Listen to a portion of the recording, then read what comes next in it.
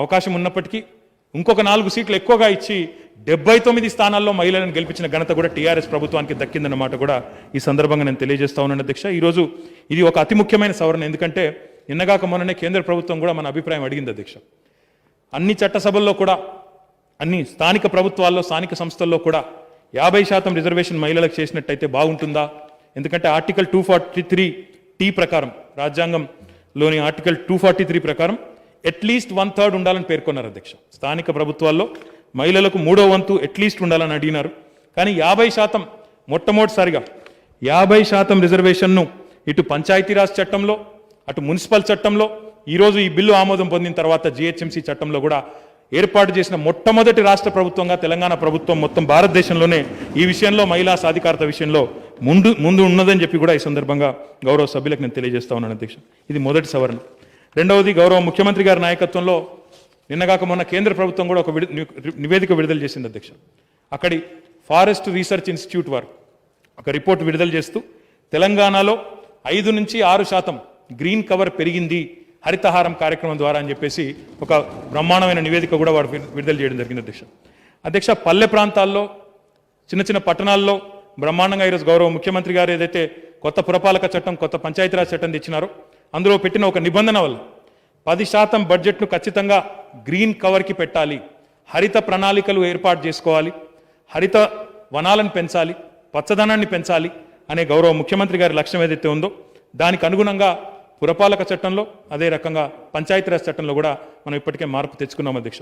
దీనిలో గొప్పతనం ఏంటంటే 10% బడ్జెట్ నర్సరీలు పెంచేదానికి కానీ, మొక్కలు పెంచేదానికి కానీ, అదే రకంగా అక్కడ వాటికి నీళ్లు పోసేదానికి కానీ వీటికి చేసుకోవడంతో పాటుగా జవాబుదారీతనం కూడా మన గెలిచిన గౌరవ ప్రజాప్రతినిధులు ఎవరైతే ఉంటారో వారికి జవాబుదారీతనాన్ని తీసుకొని రావడం, అదే రకంగా అఫీషియల్స్ అధికారులు కూడా ఎవరైతే ఉంటారో వారిలో కూడా జవాబుదారీతనాన్ని తీసుకురావడానికి 10% గ్రీన్ బడ్జెట్ మాత్రమే కాకుండా 85% మనం పెట్టిన మొక్కలు 85% ఖచ్చితంగా బతకాలి, సర్వైవ్ కావాలి.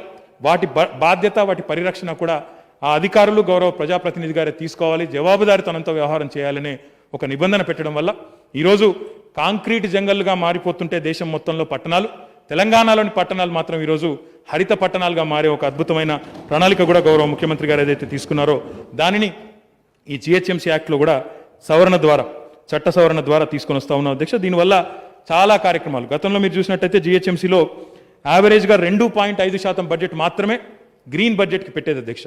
ఈరోజు ఈ 2.5% నుంచి ఈ చట్ట సవరణ వల్ల కాంక్రీట్ జంగల్గా మారిపోతున్న హైదరాబాద్ను ఒక బ్రహ్మాండంగా హరితవనంగా, హరిత పట్టణంగా మార్చేదానికి ఒక అవకాశం వస్తుంది. 2.5% నుండి 10% మేరకు చట్టం ద్వారా మరి ఒక మ్యాండేట్ చేయడం ద్వారా బాగా హరితవనాలను పెంచొచ్చు, హరితాన్ని పెంచొచ్చు అనే ఉద్దేశంతో ఈ సవరణ కూడా తీసుకొని వస్తా ఉన్నాం అధ్యక్ష. దాంతో పాటుగా పార్టిసిపేటరీ డెమోక్రసీ అంటారు అధ్యక్ష. ప్రజల భాగస్వామ్యంతో, పురపాలన అన్న పదంలోనే పౌరుల భాగస్వామ్యంతో కూడిన పాలన అనే ఒక అర్థం స్ఫురిస్తుంది అధ్యక్ష. దానికి అర్థవంతమైన లాజికల్ పద్ధతిలో ముందుకు పోవాలంటే చట్టంలో కూడా దానికి వెసులుబాటు ఉండాలనే ఉద్దేశంతో డీసెంట్రలైజ్ చేస్తూ, డెమోక్రటైజ్ చేస్తూ, బ్రహ్మాండంగా ప్రజల్ని భాగస్వామ్యం చేస్తూ వార్డు కమిటీలు కూడా మరి ఏదైతే మున్సిపల్ చట్టంలో తీసుకొచ్చామో అధ్యక్ష, జిహెచ్ఎంసీ చట్టంలో కూడా తీసుకొని రాబోతా ఉన్నాం. 4 రకాల వార్డు కమిటీస్ నియమించబోతా ఉన్నాం అధ్యక్ష. ఒక్కొక్క డివిజన్, హైదరాబాద్లో డివిజన్ అంటారు అధ్యక్ష, ఒక్కొక్క డివిజన్లో 4 కమిటీల చొప్పున, ఒక్కొక్క కమిటీలో 25 మంది చొప్పున, ఆ కమిటీలో కూడా ఖచ్చితంగా 50% మహిళలు ఉండే విధంగా ప్రతి కమిటీలో 4 కమిటీలు తీసుకొని రాబోతా ఉన్నాం అధ్యక్ష. యూత్ కమిటీ ఉంటుంది, సీనియర్ సిటిజన్స్ కమిటీ ఉంటుంది, మహిళా కమిటీ ఉంటుంది, వాటితో పాటు ఎమినెంట్ సిటిజన్ కమిటీ కూడా ఉంటుంది అధ్యక్ష. ఈ ప్రతి కమిటీలో 25 మంది ఉంటారు.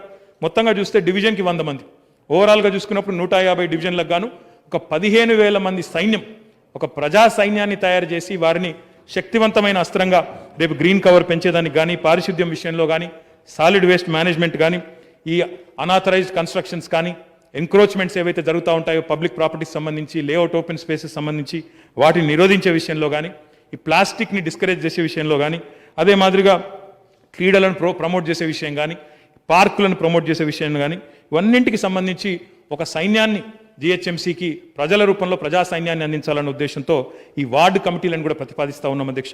ఇది పార్టిసిపేషన్, ప్రజల భాగస్వామ్యం పెంచేదానికి దోహదపడుతుందని చెప్పి ప్రభుత్వం విశ్వసిస్తుంది అధ్యక్ష. అందుకే ఈ సవరణ కూడా తీసుకొని వస్తూ ఉన్నాం. వీటితో పాటు అధ్యక్ష 4వది మరి మనందరికీ కూడా తెలుసు అధ్యక్ష, ఇప్పుడు సెన్సస్ అనేది జనగణన అనేది ప్రతి 10 సంవత్సరాలకు ఒకసారి జరుగుతుంది అధ్యక్ష. కానీ మాటిమాటికి రిజర్వేషన్లు మార్చడం వల్ల, మాటిమాటికి వార్డు రిజర్వేషన్లు మార్చడం వల్ల ఆ ఎన్నికైన ప్రజాప్రతినిధికి ఒక జవాబుదారితనం ఉండడం లేదు, కంటిన్యూటీ ఉండడం లేదు, ఫోకస్ కూడా ఉండేదానికి ఆస్కారం లేదు. అందుకే తెలంగాణ పురపాలక చట్టంలో కానీ తెలంగాణ పంచాయతీరాజ్ చట్టంలో కానీ మనం 2 టర్మ్లు రిజర్వేషన్ ఫిక్స్ చేస్తూ ఒక నిబంధన తీసుకుని వచ్చినాం అధ్యక్ష. అకౌంటబిలిటీ పెంచేదానికి, అదే రకంగా ఇంతకుముందు నేను చెప్పినట్టు ఇవన్నింటికి సంబంధించి కంటిన్యూటీ ఉండాలి, ఫోకస్ ఉండాలి, పని జరగాలి అనే ఉద్దేశంతో 2 టర్మ్లకు రిజర్వేషన్ ఫిక్స్ చేస్తూ ఒక చట్ట సవరణ తీసుకొచ్చాం. దాన్ని ఈరోజు జిహెచ్ఎంసీ యాక్ట్లో కూడా పొందుపరుస్తూ మరి ఈ సవరణను కూడా సభ ముందుకు తీసుకొని వచ్చినాం అధ్యక్ష.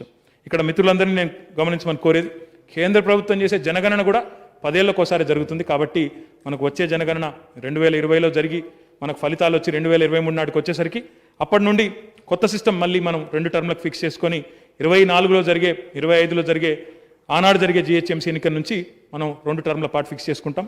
గతంలో 2015లో జరిగిన ఎన్నిక మొదటి టర్మ్గా పరిగణిస్తూ ఇప్పుడు జరిగే ఎన్నికను 2వ టర్మ్గా పరిగణిస్తూ ఈ 2 టర్మ్లకు కూడా రిజర్వేషన్ ప్రభుత్వం ఫిక్స్ చేయాలన్న ఉద్దేశంతో ఈ సవరణ కూడా తెచ్చింది అధ్యక్ష.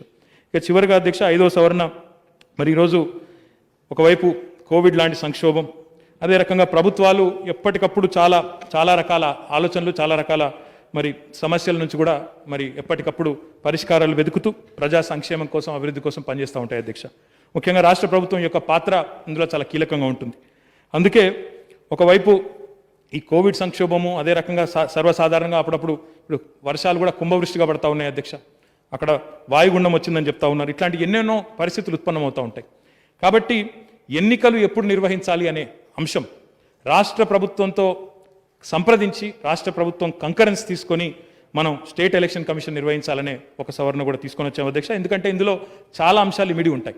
లా అండ్ ఆర్డర్ కానీ, అవైలబిలిటీ ఆఫ్ స్టాఫ్ కానీ, అదే రకంగా ఇంతకుముందు నేను చెప్పినట్టు ప్రకృతి వైపరీత్యాలు కానీ, ఇవన్నింటినీ అధిగమించి బెటర్ ప్లానింగ్ చేసుకొని ముందుకు పోవాలంటే state election commission in concurrence with state government ఏ రకంగానైతే మున్సిపల్ చట్టంలో, ఏ రకంగానైతే పంచాయతీరాజ్ చట్టంలో మరి చేయాలని చెప్పామో ఎన్నికల నిర్వహణ అనేది, అదే రకంగా స్టేట్ ఎలక్షన్ కమిషన్ ఇక్కడ కూడా ప్రభుత్వంతో కంకరెంట్గా ఆలోచించి నిర్ణయం తీసుకోవాలని చెప్పి కూడా ఈ సవరణ పెట్టాము అధ్యక్ష. ఇవన్నీ కూడా చాలా సులువైన, చాలా స్ట్రైట్ ఫార్వర్డ్ సవరణలు అధ్యక్ష. కాబట్టి గౌరవ సభ్యుల్ని ఈ విషయంలో చర్చించి వీటిని ఆమోదించాలని చెప్పి మీ ద్వారా వారిని కోరుతా ఉన్నాను అధ్యక్ష.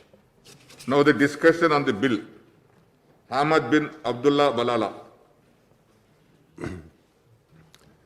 स्पीकर साहब, मैं मेरी पार्टी की जानिब से जो म्यूनसिपल अमेंडमेंट के अंदर 4 अमेंडमेंट्स जो अमेंडमेंट्स लेकर आए हैं उस अमेंडमेंट्स का खैर मकदम करता हूं।